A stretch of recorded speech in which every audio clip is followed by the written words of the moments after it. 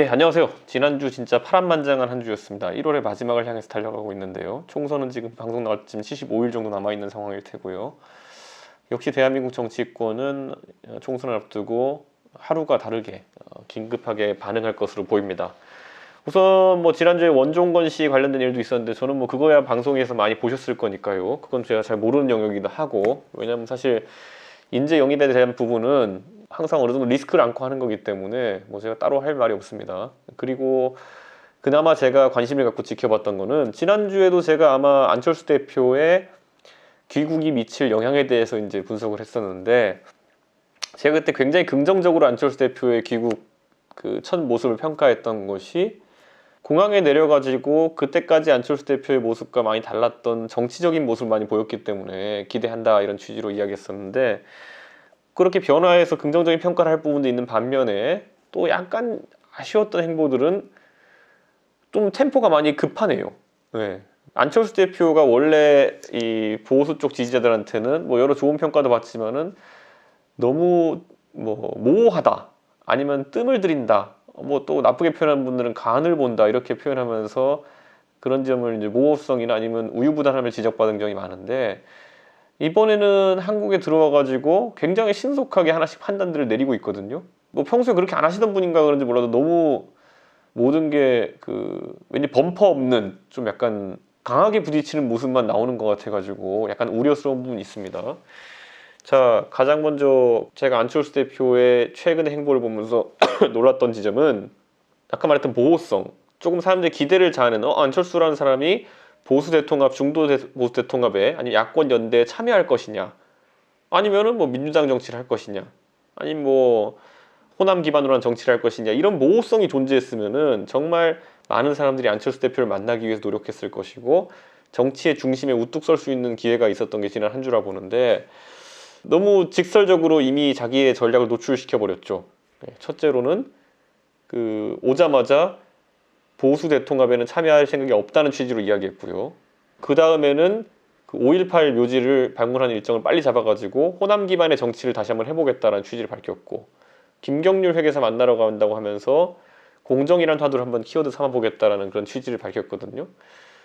우리가 사실 어떤 요리사가 요리를 할 때 어떤 재료를 가지고 어떤 맛있는 요리를 만들어낼까에 대한 기대심이 있어야 이제 군침도 돌고 하는 건데, 지금 안철수 대표는 딱 들어와서 마트에 가자마자 배추, 고춧가루, 그다음 젓갈, 이 세 가지를 산 게 너무 눈에 보여요.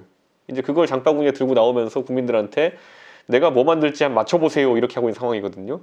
근데 이건 제가 아니라 누구라도 맞출 겁니다.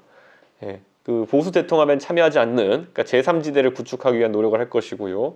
그다음 호남 기반으로 한, 그리고 나가지고 공정이라는 걸 키워드로 삼아서, 그러니까 김경률 회계사 만나려고 했겠죠. 그러니까 사실 이거는 그거 들고 나타나는 순간부터 또 이번에도 배추김치겠구나, 철순의 배추김치다, 이렇게 하는 걸 보여주면서 간 거기 때문에 그 전략이 옳은 것이냐 틀린 것이냐와는 별개로 그런 어떤 모호성이 가져다주는 기대 심리라는 것이 이미 말아 사라진 지 오래다. 그 모호성이라는 건 때로는 확장성이라고 표현되기도 하거든요. 뭐 안철수라는 사람이 모호성을 갖고 있기 때문에 과거에 보수표도 갖고 오고 진보표도 갖고 와가지고 제3지대 구축했던 건데, 지금 같은 이런 상황에서는 안철수 대표가 꿈꾸는 중도 제3지대 신당이라는 것에 그 보수 성향의 표가 갈 가능성, 아니면 친문 성향의 표가 갈 가능성이 굉장히 줄어들었습니다. 그러면 예전부터 좁아진 진영으로 이제 국민의당 같은 걸 또 한 번 해야 된다는 얘기인데, 좀 아쉽고, 안철수 대표가 손학규 대표를 만나러 가가지고 내가 비대위원장을 하겠다, 이런 취지로 이야기했다고 해요.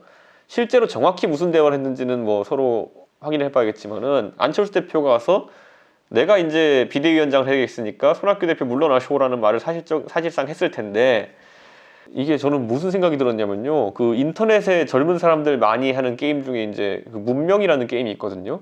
그 문명이라는 게임 하다 보면은 외교 사절이 와가지고 이것저것 요구할 때가 있어요.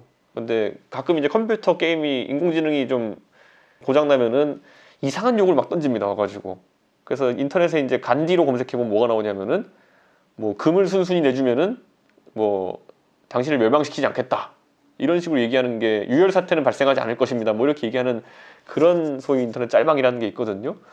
저는 그 느낌을 굉장히 많이 받았을 것이다, 손학규 대표 입장에서는. 사실 손학규 대표는 자기 세력이 없는 사람이기 때문에 바른미래당 대표가 된 순간부터 어떤 세력과 연대해야 되는 사람이었어요. 그러니까 처음에는 손학규 대표가 소위 바른정당계, 그러니까 유승민계와 연대를 해보려고 노력을 많이 했었고, 그러면서 이제 안철수계가 손학규 대표랑 먼저 멀어졌었죠. 근데 그 다음에 보궐선거 있은 다음에 손학규 대표에게 이제 저희가 같이 책임을 지고 물러나자라고 했는데 손학규 대표가 안 물러나면서 유승민계, 소위 바른정당계와도 척을 지게 되었죠.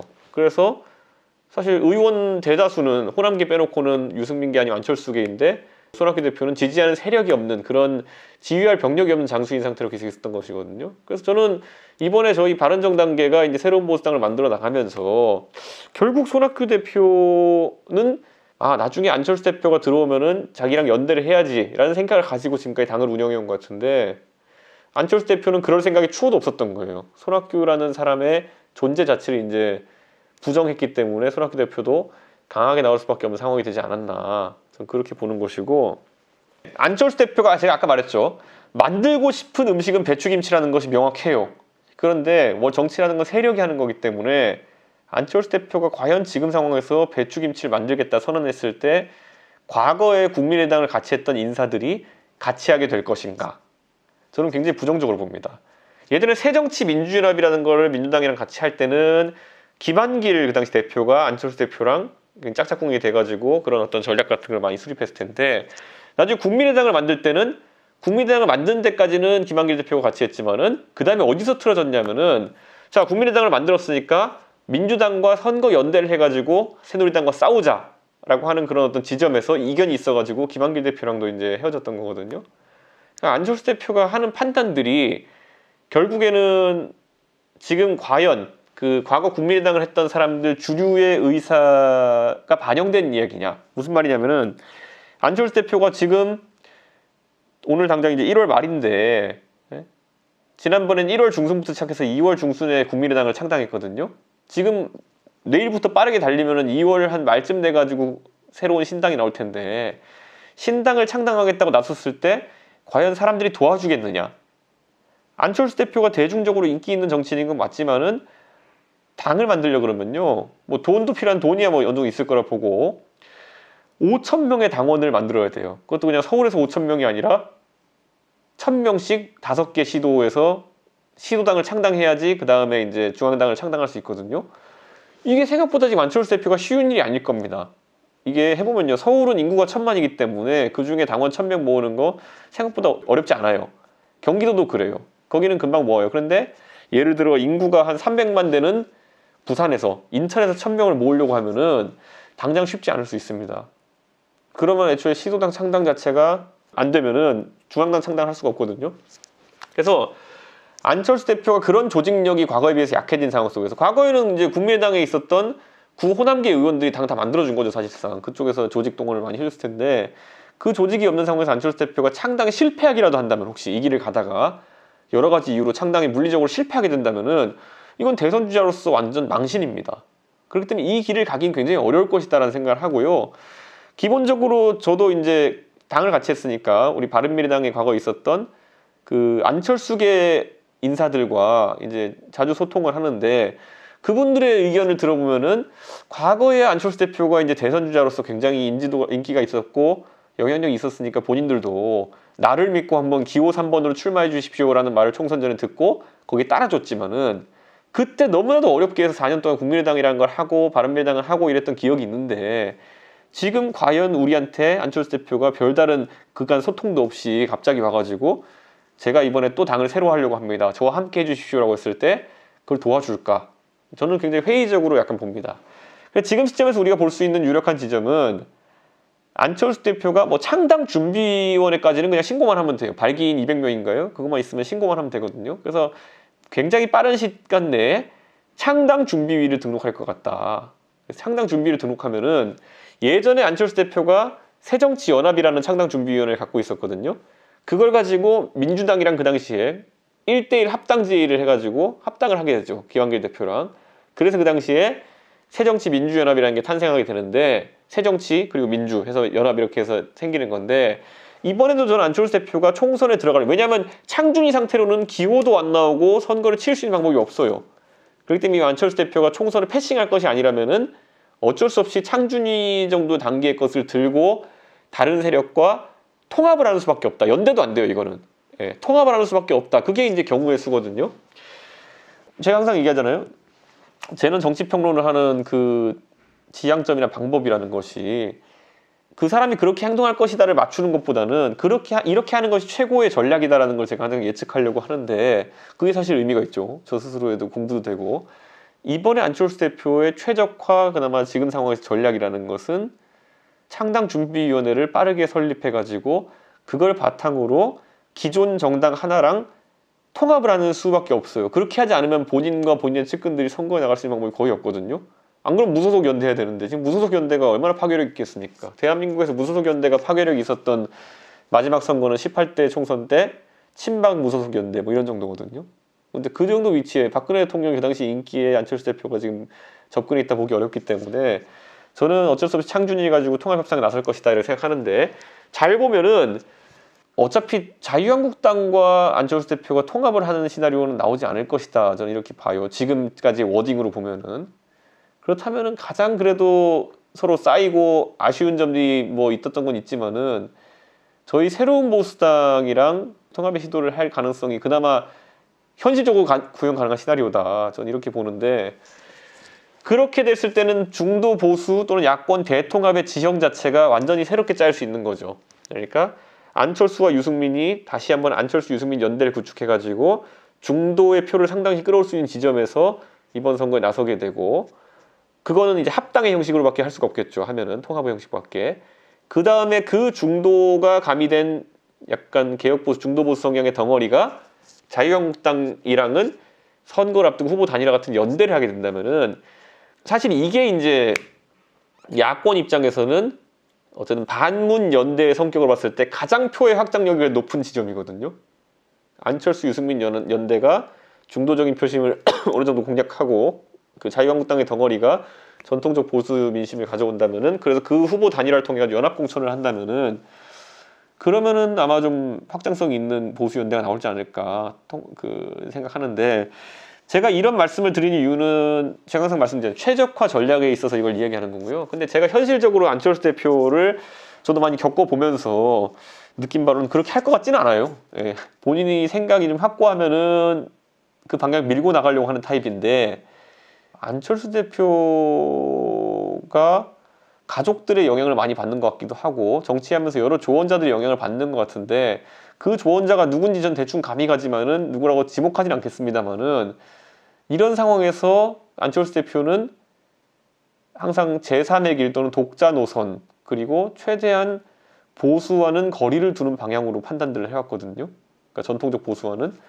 그렇기 때문에 저는 안철수 대표에게 조언해주는 사람이 만약에 뭐 똑같은 사람이거나 아니면 의사 판단을 같이 하는 그런 주체라면은 이번에도 아마 그런 기조 하에서 하지 않을까라는 생각이 들어서 아까 말했던 보수, 중도 그리고 야권이 가장 크게 판을 짜는 거는 아까 말했던 안철수 유승민 통합 그리고 나머지 자유한국당과 안유 통합 간의 연대 이런 건데 그게 쉬워 보진 않는다. 이게 그런 지점이고요. 그래서 뭐 오늘 시청자분들께 이런 이야기를 드린 이유는 뭐냐면은 안철수 대표를 싫어하는 보수의 유권자들도 굉장히 많죠. 그 안철수 대표가 고비에서 매번 그 보수 세력의 반대편에 서서 이야기를 하기도 했었고 솔직히 지난 총선에서는 안철수 대표의 국민의당 때문에 보수가 표가 잠시 많이 당했다라고 인식하는 분도 있어가지고 그런 안철수 대표의 측면을 좀 싫어하는 분도 있는데 어쨌든 대한민국에서 안철수라는 이름이 상징하는 중도의 어쨌든 지분이나 중도의 가치가 있기 때문에 안철수 대표가 어떤 형식으로든 연대에 참여하는 것이 표 확장수 높이는 데 도움이 될 것이다. 이런 생각을 하게 되고 그러다 보면은 다소 마음에 안 드는 지점이나 다소 불편한 지점이 있는 대상이라 할지라도 통합을 큰 기치로 내세워야 될 수도 있다. 이런 생각을 하게 됩니다. 그래서 뭐 제가 봤을 때는 지금 뭐 많은 분들이 또 제가 요즘 통합에 대한 내용을 설명 계속 많이 드리고 있는데 새로운 보수당과 자유한국당 간의 당대당 협상은 어떻게 진행되고 있는 것이냐 이렇게 궁금해하는 분들이 있을 텐데 저는 신경 껐습니다. 예. 제가 고민하는 만큼 지금 협상을 하시는 분들도 고민을 할 거기 때문에 제가 그분들한테 뭐 감나라 대추나라 이렇게 할 상황은 아닌 것 같기 때문에 손을 놨는데 뭐 저는 긍정적으로 보는 부분이 많습니다. 예. 그런 분위기가 무르익을 것으로 예상되고, 시간 변수를 너무 조급하게 생각하시는 분들도 있는데 이번에 우한 폐렴 이것도 그렇고, 이번 선거는 저도 지역구에서 지금 이제 선거 분위기를 좀 살피고 있지만은 아주 요란한 선거가 되진 않을 것 같아요. 대신 이 문재인 정부의 폭주 실정에 대해 가지고 굉장히 실망을 한, 투표하는 날만 손꼽아 기다리는 그런 어떤 울분에 찬 강한 유권자들이 있거든요. 그래서 이분들이 아마 선거 며칠을 앞두고는 굉장한 힘을 발휘하지 않을까. 최저임금 급격 인상해가지고 그 몇십 년째 하던 가게 내놓으신 자영업자분들, 아니면 최저임금 올랐다고 해서 좋을 줄 알았더니 본인은 해고된 분들, 아니면 뭐 그거 외에도 보면은 조국 사태 때 보고 공정성에 대해 가지고 맨날 그 진보 좌파가 이야기하던 것이 독선이었고 그리고 위선이었구나라는 걸 알게 된 그런 수많은 유권자들, 이런 분들은 자연스럽게 그 선거의 날만 기다리면서 그 힘을 보여주려고 하고 계시다, 이렇게 좀 봅니다. 저는 그 날까지 여러 변수가 있을 것이고요. 그러니까 소위 말하는 판짜기, 통합이나 연대의 틀을 어떻게 짜느냐에 대해서 다소 이견이 노출되더라도 여러 가지 이야기가 이제 나오게 되면은, 민주당이 아무리 뭐 잔머리를 써가지고 와이파이를, 공공 와이파이를 뭐 전국에 깔겠다는 이런 공약 낸다고 해도 국민들한테 관심 못 받습니다. 오히려 감동적인 어떤 그 야권 지형 재편이 일어나게 된다면은 모든 뉴스 덮어버릴 것이기 때문에 중간에 나타나는 갈등은 오히려 그런 식의 긍정적인 면을 바라보시면 된다, 전 이렇게 봅니다. 너무 순탄하게 훌러덩 모든 일이 진행되면 그건 나름대로 또 감동이 없기 때문에 시너지가 나지 않는 부분이 있겠죠. 여유를 가지고 보시면 된다, 이런 생각하면서 오늘은 여기까지 하겠습니다. 감사합니다.